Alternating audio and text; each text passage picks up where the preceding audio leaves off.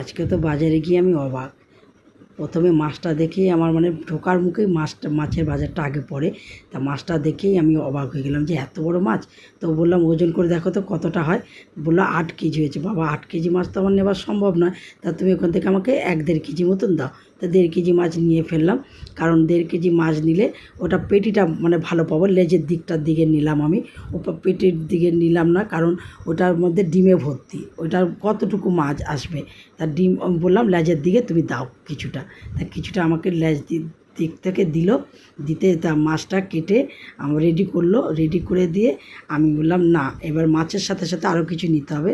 নিয়ে ফেললাম মাছের ডিম, যেটা হচ্ছে এখন আমরা উঠেছে। আমরা দিয়ে দেখো পেটিগুলো এত বড় বড়, এত সুন্দর, আর দাগাগুলো যেন থকথকে মাংসের মতন। আর মাছের ডিম নিলাম। মাছের ডিম দিয়ে আমরা দিয়ে টক করতে খুব ভালো লাগে। টক করলে সে তা আবার কীরকম বড়া করে না, ঝুড়ো ঝুড়ো করে টক করি। তা ওইটা করলে ভালো লাগে। মেদিনীপুর জেলায় এইভাবে টকটা করে। আর নিয়েছি দেখো কতগুলো মাছের মাথা। এইটা দিয়ে চচ্চড়িও হবে মাছের মাথা দিয়ে, আবার মুগ ডালও করা যাবে, মুড়িঘণ্টও করা যাবে। তাই মাছের মাথাও অনেকগুলো নিয়ে ফেললাম আমি। তাই আমার আজকের মাছের বাজার।